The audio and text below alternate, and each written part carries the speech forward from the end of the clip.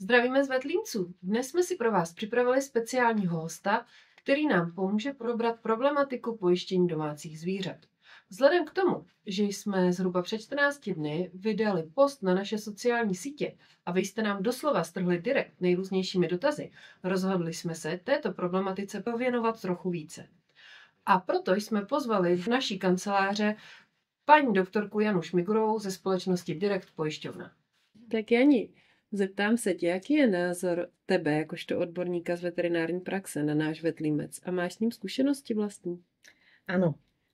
Mám vlastné skúsenosti s vašim límcom vzhľadom na to, že som majiteľkou veľmi aktívneho plemena radiaceho sa medzi chrty.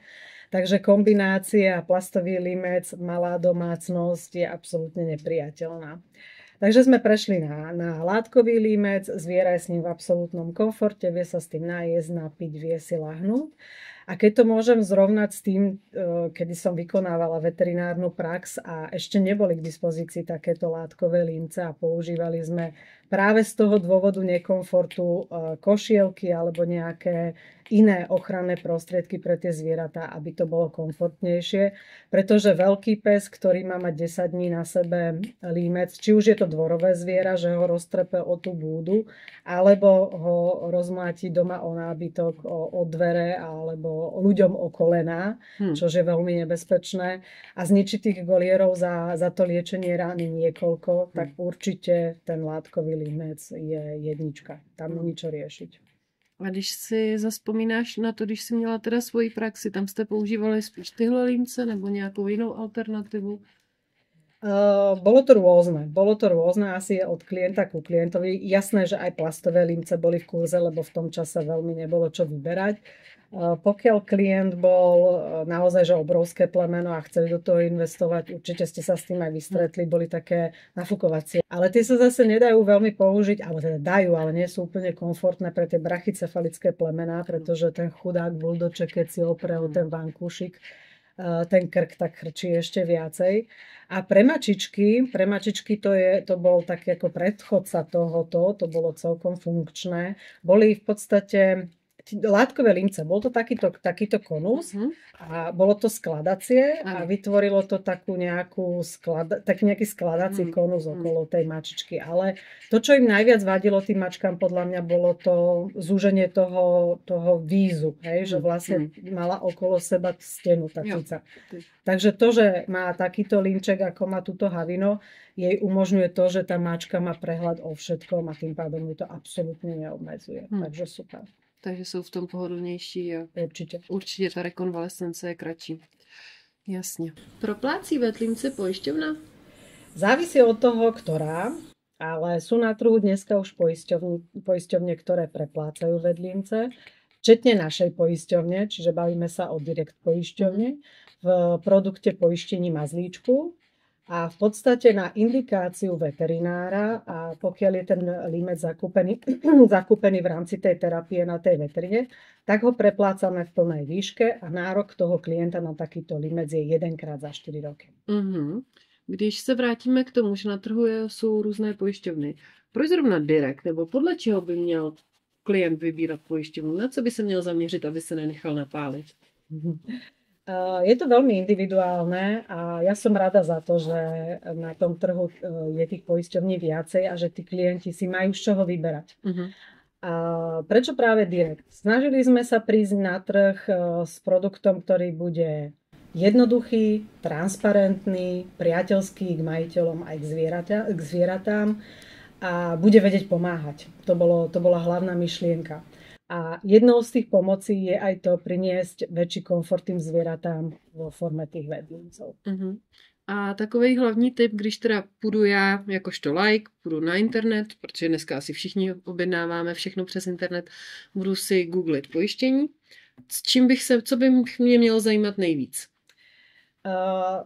Asi by som sa zamerala na to, aké plemeno mám, lebo dneska sú veľmi v móde určité plemená, ktoré povedzme si otvorene, majú tých zdravotných problémov a tú genetickú záťaž vyššiu ako niektoré iné plemená alebo krížence. Čiže toto je veľmi rozhodujúci faktor, čo mám doma a čo môžem očakávať do budúcnosti od toho, ktorého konkrétneho plemena alebo jedinca.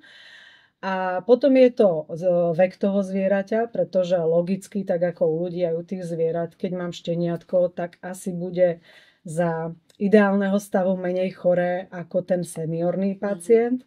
Zase seniorných pacientov, úplne tých seniorných, veľa poisťovní neprepláca alebo ani nepoisťuje. To znamená, že treba sa zamerať na to, do akého veku som schopná to zviera poistiť. A z pohľadu poisťovne určite má zmysel poistiť čo najmladšie zviera. To znamená, direkt poisťovňa poisťuje zvieratá od 50. dňa veku.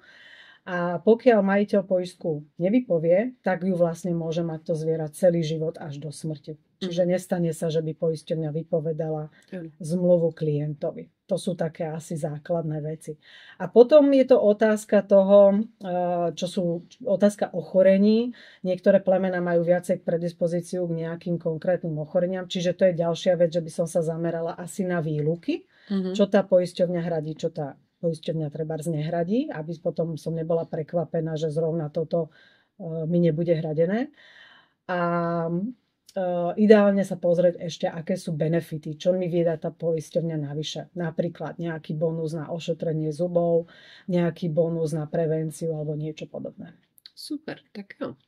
Tak a ještě se pojďme pobavit o tom, jestli teda spadá ten vetlímec mezi léčebné pomůcky.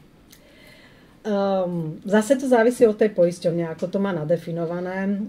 U nás to spadá v podstate medzi, ako keby som to nazvala, zdravotnícky materiál. To znamená, že vo všeobecnosti preplácame limce pooperačné pre zvieratá, pre mačky, pre psov, s tým, že preplácame aj tieto, samozrejme aj opakovane, lebo vieme, že sa to ničí. A tým, že preplácame tieto limce, tak sme zobrali filozofiu, že ideme preplácať aj vedlimce, pretože si myslíme, že to má zmysel z rôznych hľadisk, nielen z toho komfortu toho zvieraťa, ekológia, nevyrábame plastový odpad a tak ďalej a tak ďalej. Tých dôvodov je tam veľmi veľa. Samozrejme, rátame, že tento drahší, komfortnejší límec má dlhšiu životnosť a preto sme tam dali ten časový limit, že 1 za 4 roky má nárok to zviera od nás dostať.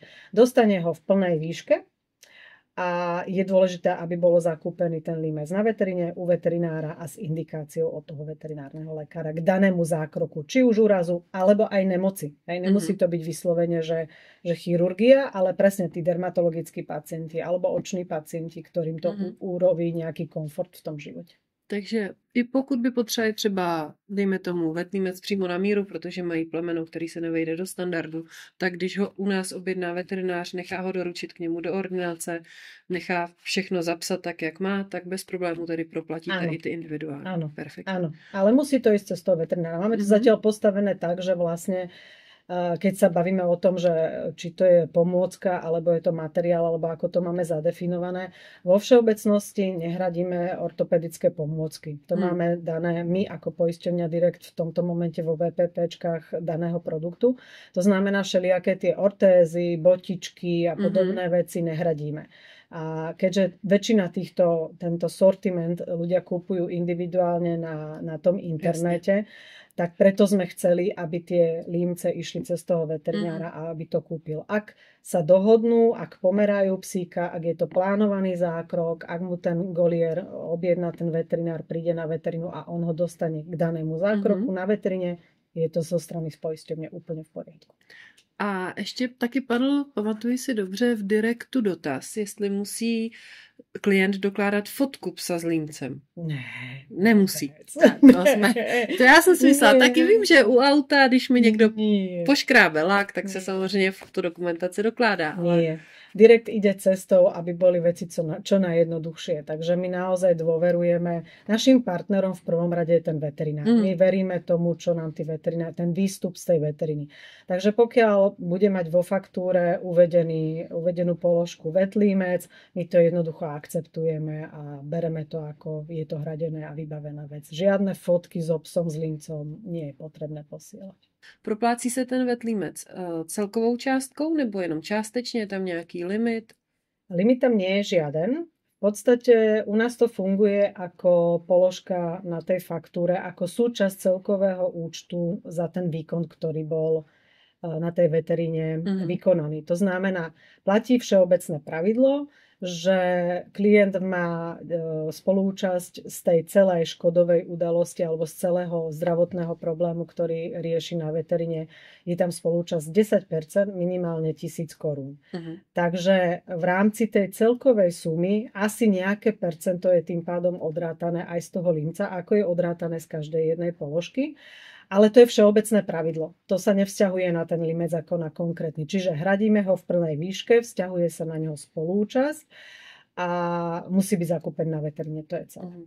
Takže v praxi to znamená, dobře, já jako majitel třeba Rottweilera budu mu nechat udělat lokte, celková částka za jednu nohu bude 60 000, zaplatím u veterináře 6 000 korun a vlastně v tom všem už je aj ten limec. Tak, presne tak. Presne, toto je úplne konkrétny prípad, tak toto funguje. A ještě se zeptám na poslední otázku. Odmítli jste někdy ten vetlímec uhradit? Ne, absolútne. Tam vôbec není problém. Ako, to je tak bežná vec, ktorá je potrebná, že jednoducho tam sa nad tým neuvažuje. Ako musíme dotiahnuť to, aby sme mali dobrú záchytnosť v zmysle tých 4 rokov, ale to už je na strane direktu. Samozrejme, pokiaľ by nám asi napadala faktúra, kde by ten limec bol každý mesiac znova vo faktúre, tak asi sa niekto nad tým pozastaví.